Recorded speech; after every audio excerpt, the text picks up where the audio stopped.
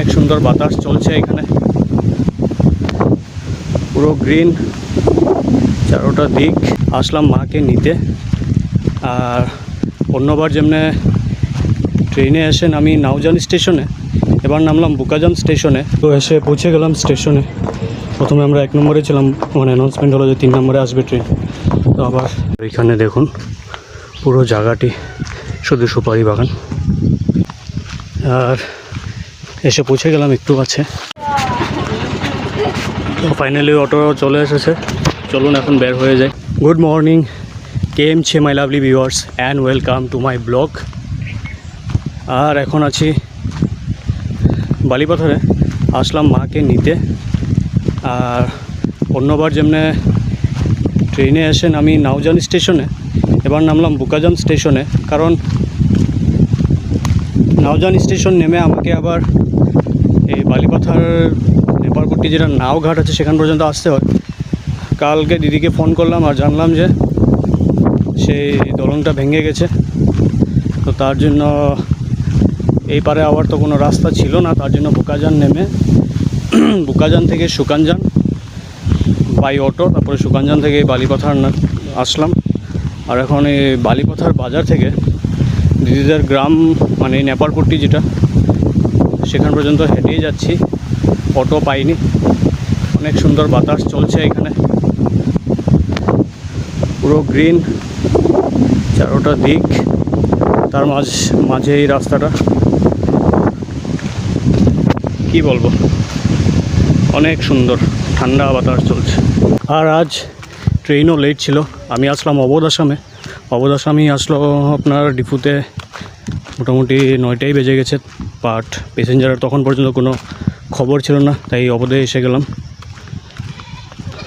অবোধে এসেও এখন মোটামুটি 11টাই বেজে গেছে, দিদির বাড়ি পর্যন্ত গিয়ে পৌঁছিনি। সকালে কিছু খেয়ে বের হইনি, খিদেও পেয়েছে অনেক জোরে।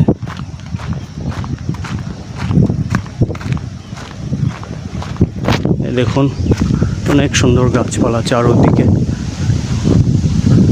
আর দেখুন বাতাস চলছে, মানে ন্যাচারাল বাতাস যেটাকে বলে সেটা হলো এই জায়গাটিতেই অনেক সুন্দর বাতাস।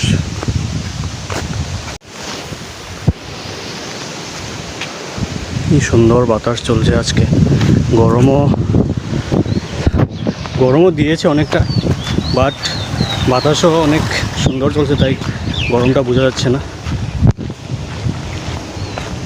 অনেক রৌদ্র আজ, এত রৌদ্র কি বলবো, আজ অনেকটাই রৌদ্র। এখানে দেখুন পুরো সুপারি বাগান।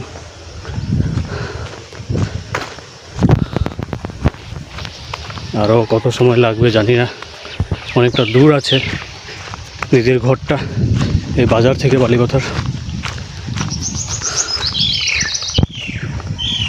এখানে দেখুন পুরো জায়গাটি শুধু সুপারি বাগান। আর এসে পৌঁছে গেলাম একটু আছে এই সামনেই। হাঁটার অভ্যাস আছে আমার, কারণ একটা সময় আমি এয়ারসেলে ডেলিভারিরও কাজ করেছিলাম, তার জন্য হাঁটার অভ্যাসটা আমার আছে, অসুবিধা হয় না। মোটামুটি 5 কিলোমিটার তো হবে বালিপাথার বাজার থেকে দিদির এই ঘরটা। সেটা 2011-র কথা, যখন আমি ডেলিভারির কাজ করি। এয়ারসেল তখন খুবই চলতো, অনেক দূর দূর পর্যন্ত যেতাম সিম ডেলিভারি করতে ঘরে ঘরে।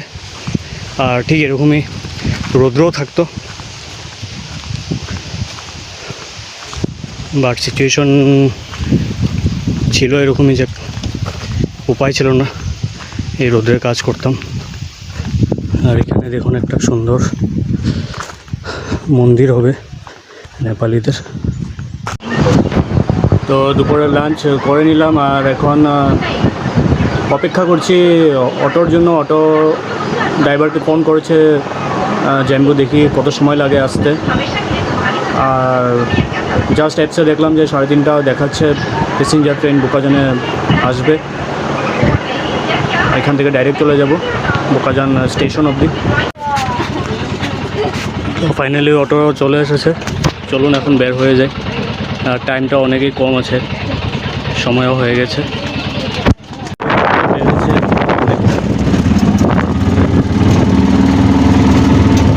আর বাইক হলেই চলে যায়, কারণ ওদিকে যাওয়াটা অসম্ভব ব্যাপার। দেখি কত সময় লাগে, 36 টাইম হলো। অনেক সুন্দর রাস্তাটি।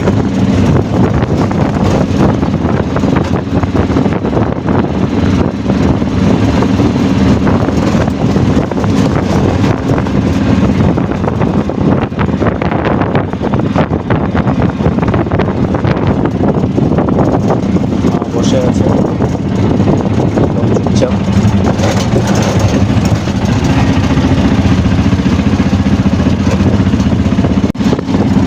তো পুরো 9 মিনিট লেগে গেছে দিদির বাড়ি থেকে বালিপাথার বাজার পর্যন্ত পৌঁছতে। এটা মেইন মার্কেট। আজ রবিবার যেহেতু বন্ধই আছে সব কিছু।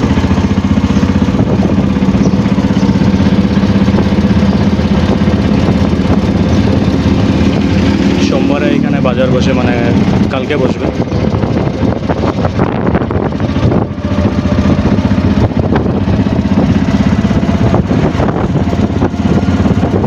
আর এই রোড সিধা যাবে বোকাজান। তো এসে পৌঁছে গেলাম স্টেশনে। প্রথমে আমরা 1 নম্বরে ছিলাম, মানে অ্যানাউন্সমেন্ট হলো যে 3 নম্বরে আসবে ট্রেন। তো আবার ওপার থেকে এপারে নিয়ে আসলাম মাকে। তো গরম দিয়েছে, তার মধ্যে ট্রেনটাও ওই প্ল্যাটফর্মে এসে গেছে, উপায় তো নেই। তো জাস্ট এসে পৌঁছলাম, 6টা বেজে গেছে মোটামুটি। আর এখন গিয়ে ফ্রেশ হয়ে দোকানেই যাব।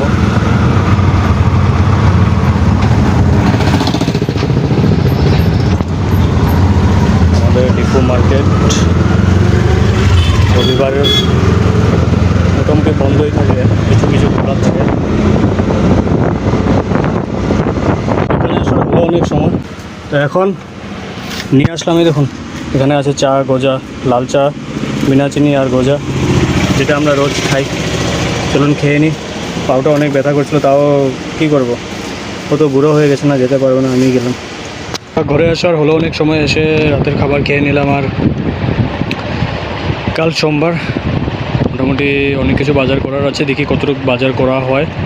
কারণ আজ যেহেতু দোকানটা পুরা খুলিনি, আধাবেলা করেছি, মানে সন্ধ্যা 4:30টার সময় গিয়ে দোকানটা খুলেছি। প্যাসেঞ্জারটা যেহেতু লেট ছিল, ডিপুতে এসে পৌঁছলোই 6টার সময়। আর আজকের এই ভিডিওটি এতটুকুই ছিল। আপনাদের কেমন লাগলো ভিডিওটি অবশ্যই কমেন্টে জানাবেন, আর ভালো লাগলে লাইক করবেন। শুভরাত্রি।